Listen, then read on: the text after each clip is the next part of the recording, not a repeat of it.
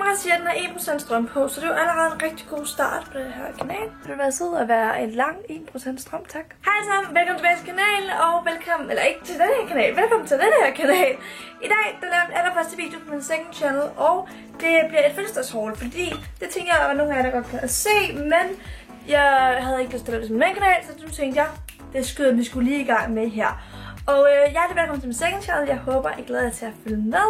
Jeg vil gerne lige fortælle jer at lidt omkring sådan standarden på videoerne her. Videoerne her bliver forholdsvis uredigeret. Selvfølgelig. Jeg kan ikke lade være med at redigere. Der skal selvfølgelig være lidt styr på det, men det bliver ikke sådan mega meget redigeret. Det bliver bare lidt hyggeligt, og så håber jeg, at I kan lægge make-up, eller I kan tage opvaskemaskinen, eller et eller andet, hvad det nu er, imens I ser den her video. Og jeg vil gerne fortælle jer om mine fødselsdagsgaver. Det ligger bare alt sammen her i en bunke, og I'm a big mess. Så nu må vi se, hvor meget jeg kan finde rundt i det. Jeg har holdt en fødselsdag for min familie den 14. juli, hvor jeg har fyldt 18 år. Og så holdt min familie og min søde kæreste en surprise party for mig, som jeg var mega glad for. Og derfor kom nogle af mine allerbedste venner og kom nogle rigtig gode gaver til mig. Og det er egentlig bare det, jeg fik kørt igennem. Men speaking of my boyfriend, lad os starte med gaverne, jeg fik fra ham af. Jeg har fået den her halskæde, som er fra Jane König, og der står A og L, og det er så cute. Jeg har også armbåndet, men det er gået i stykker, så det skal jeg lige have lavet hos Jane König. Jeg mener, de har sådan noget med, at man får gratis reparation. Ja, det ikke. Derudover så fik jeg altså et gavekort til en pung, og den har jeg så ved at vælge. Og jeg valgte den her pung på Marc Jacobs, hedder det ikke mere, det her Marc Jacobs. Marc Jacobs er nemlig stoppet det der Marc by Marc Jacobs. Jeg kan slet ikke snakke. De har stoppet det mærke, der hedder Marc by Marc Jacobs, som ligesom var deres billigere version, ligesom der er Prada, Miu Miu og Versace og Versace Jeans. Og Marc by Marc Jacobs var meget overkommeligt. Jeg troede en punkt derinde kostede sådan 600 kroner. Det gjorde den så ikke. Men jeg er super glad for den her punkt. Den er bare så smuk, og det er lige min yndlingsfarve. Og den har bare nogle skide gode rum og alt sådan noget. Så den er jeg bare mega glad for. Han er så sød, og han giver mig sådan en god gave. Af mine forældre har jeg også fået en rigtig lækker gave. Jeg har den desværre ikke her, fordi den er nede på lavet mindre. Jeg har jordens mindste fingre. Hvis nogle af jeres forældre har smykketing, så ved de også, at jeg har en størrelse 47, tror jeg det hedder. Det er i hvert fald den allermindste størrelse til ringe. Så den er nede på lavet mindre. Jeg har også lavet den her ring mindre, som jeg har fået af min farmor og min faster og min onkel i sådan et sæt. Og til det sæt, det er fra Pandora. Der er de her vildt flotte øreringe i. Kan I se det? Focus on me. Focus on me. Og ringen er lige her. Og så er der også en halskæde. Og det her er bare sådan et fint sæt.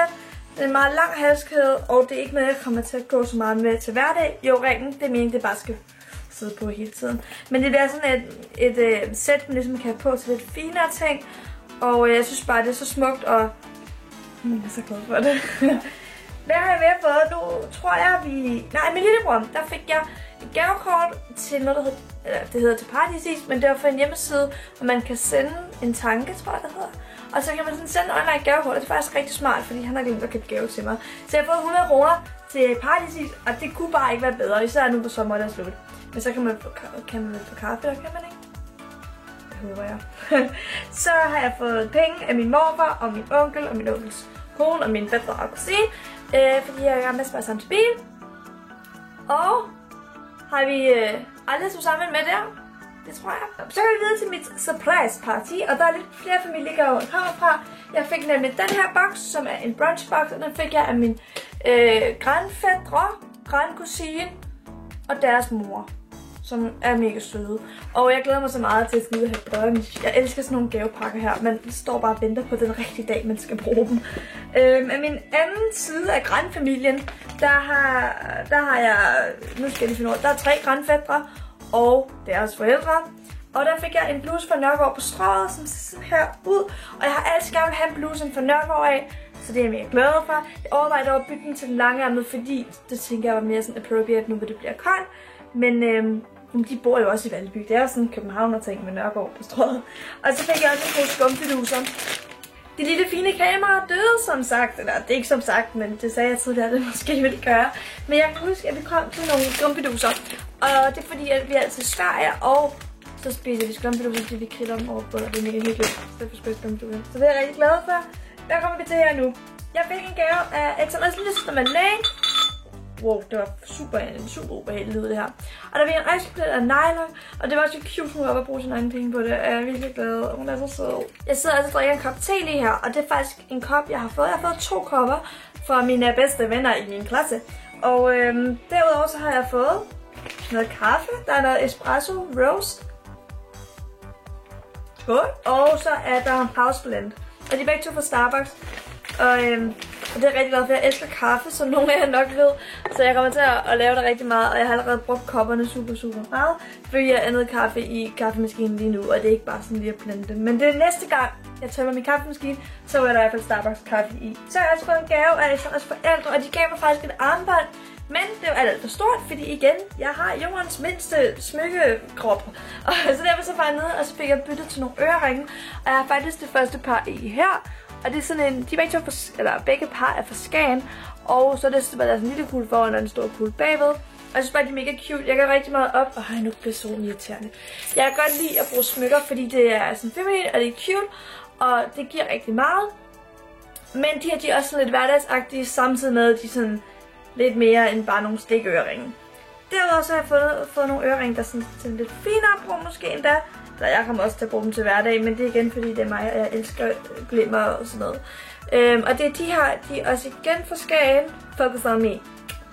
Er de i fokus? Jeg kan ikke se det skid. Sådan! Og de er bare rigtig fine med den der lille diamantkant. Og Skagen smykker faktisk lavet stål. Det synes jeg var lidt bladet. Så dem er jeg mega glad for, og de er bare så flotte. Og jeg har brugt dem lige sådan jeg har fået dem, så er de skiftet imellem dem og sådan noget selvfølgelig. Men det er jeg bare virkelig glad for. Af Benny1.com, som også er YouTuber. Han var også med til min surprise party. Og jeg ved, at hans kæreste har ude at finde den her. Men den er bare så flot. Det er en øjenskygge inden for MAC. Den hedder Petal Made Mineralized Eyeshadow. Og jeg prøvede at åbne den her til, da jeg fik gaven, og det kunne jeg bare ikke finde ud af. Sådan. Men det er bare de her super fine rosa farver. Igen, jeg elsker sådan nogle farver her. Det kommer I til at se så meget af på den her second channel, hvis jeg skal lave hauls og bare generelt, hvor jeg snakker om ting. Altså næsten alt, hvad jeg ejer, er i sådan en lyserød tone. Kan jeg se min bluse og min punkt og sådan noget. Så det er jeg mega glad for, og jeg kommer helt sikkert til at bruge den her rigtig meget, fordi den er bare så smuk. Så jeg håber, den er god, men det er den jo nok, fordi Max plejer at lave nogle rigtig fine ting. Nå, Philip Gaxp Gaming og hans søde kæreste Maja. Hvad er det Maja hedder på YouTube? Hun hedder Miss Vrå, tror jeg. W-R-A-E. Kan jeg tjekke den ud? Der er den her Love Song vase, og den er fra Canada af. Jeg synes, det er en rigtig smuk vase, men jeg er sådan lidt, fordi det er det næste, det vil jeg godt vise mig sammen. Jeg har fået Lyngby-vasen også, og det er samme størrelse, og det synes jeg er rigtig synd. Så jeg ved ikke helt, jeg har et meget lille værelse, og det er måske lidt voldsomt at have 2 store vaser, så måske bytter det til en mindre vase, eller til noget Royal Copenhagen eller andet den dur. Men de har i hvert fald spottet det, fordi igen, det er den lyserøde farve, og jeg synes, den er så cute, hvad der står på den her. Jeg fik nemlig engang en anden love song, hvor der stod All You Need Is Love. Jeg tror, hvad står der her? Noget med 10. Love Me Tender står der på den her. Men det er i hvert fald en super fin farve, og jeg synes, de her love song vaser og generelt alt, hvad Kæler laver, jeg er helt vildt fan af.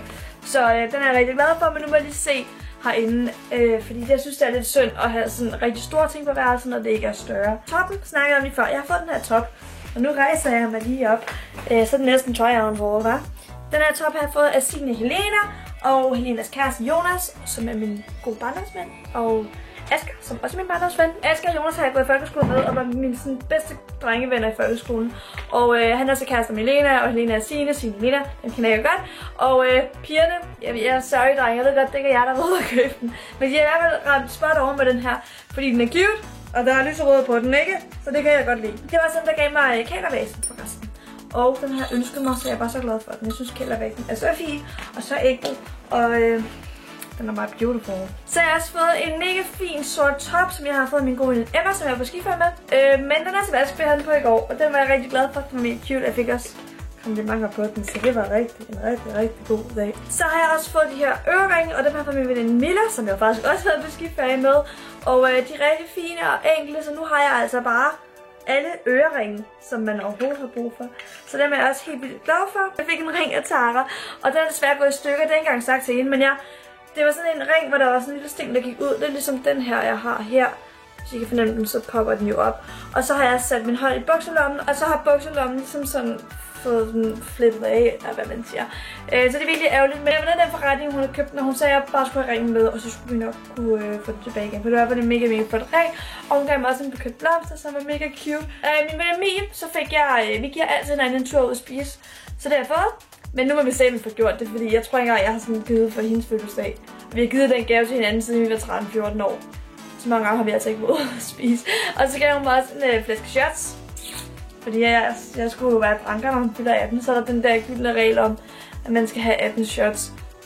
Og det fik jeg også, men det er Mie, der lavede dem. Og Mie er så sød med sådan noget. Jeg tror, der var kun 7 eller sådan noget, der var rigtige shots. Og så var der noget med Fanta og nogle med mælk og sådan noget, ja.